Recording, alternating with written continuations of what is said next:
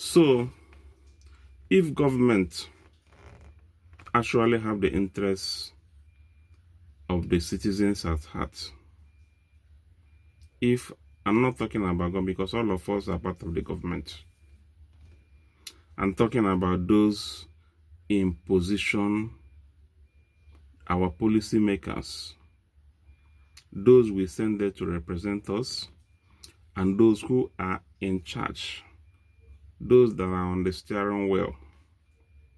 So if these people actually want to do something to help citizens, if not that they are very wicked, if not that they are selfish and heartless, they will do something that will help the citizens, that will bring people out of poverty.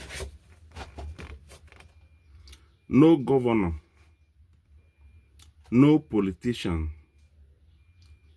especially governor, deserves to sleep in a comfortable room when the citizens have no place to lay their head.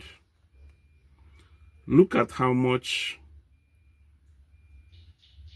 renting of accommodation is costing, how much you have to spend in order to get a place to lay your head. House rents have skyrocketed. Some 1 million, some 2 million.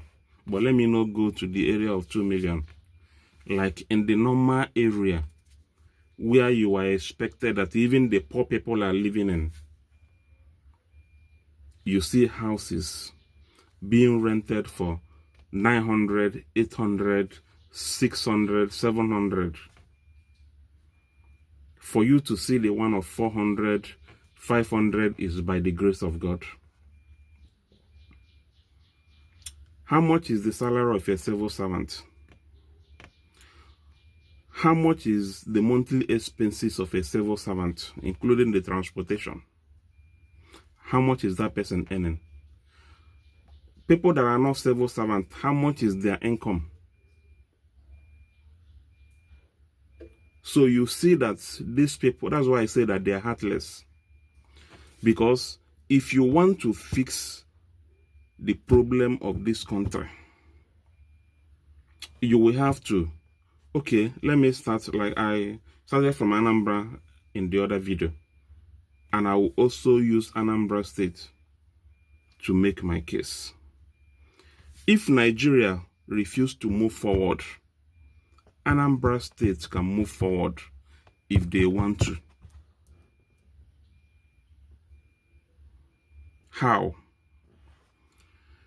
Now, in the issue of housing, what does it take government to build accommodation, apartment buildings like you see in most developed world? Even though most of those ones are owned by private investors. If investors refuse to come because of the challenges, especially the security situation in this country, the corruption and everything, no guarantee of your when you invest your money, you will get the security and everything that is required to do that business. If investors refuse to come, governors, our government can invest.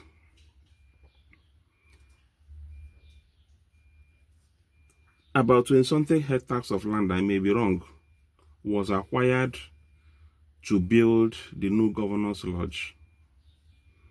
And billions, or at least $1 billion, was spent on that project. Why can't that same thing be reciprocated in helping the citizens of these their states? You can acquire land. We have, even if there is no space in Oka, the capital, you have Isu, you have Umbaku, you have Nog, you have Ukulu. There are all the villages that are even included in the capital territory that are undeveloped. Yet they are very close to Oka. It's not true from Oka.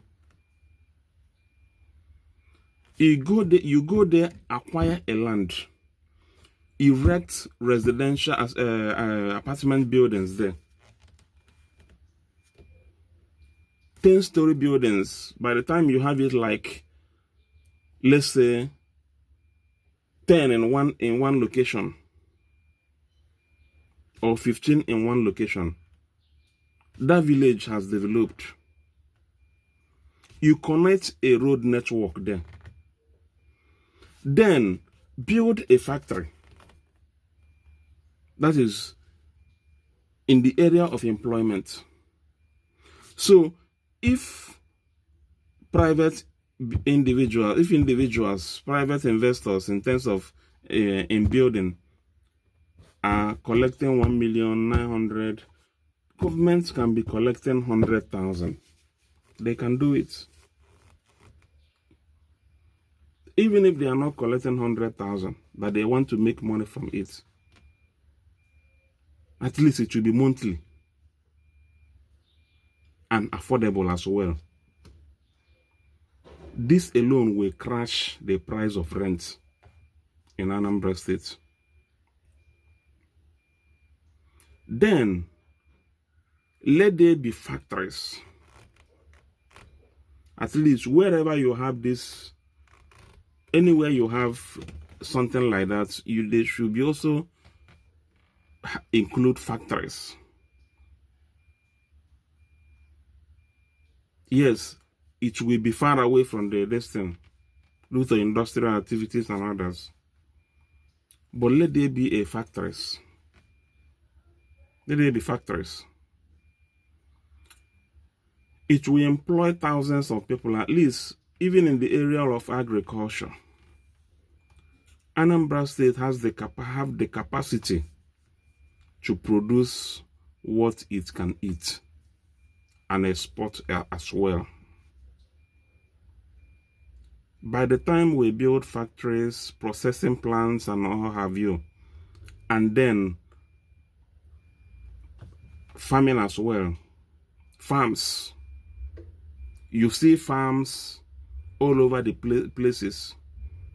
Like literally in any village you go in Anambra State, you see a farm there and a processing plant that will be processing the produce, be it cassava yam or whatever it is that they are farming there. At least, as let the government take the step. Let them lead by example. At least by the time they take this step, investors will start coming. Even if they don't want to come, you will see that we will have enough to eat and enough to export. You will have employment. Most of these products that are produced in China, you will see them being produced in this country. We have raw materials all over Africa. Most of these things you see them used in China and other places. Most of them are gotten from here, taken to that place, processed, and then they start using it to manufacture things. What is wrong with us? What is wrong with our leaders? I think it's just wickedness. It's not that these people don't know the right thing to do, but it's just wickedness. That's my opinion. It's just heartlessness.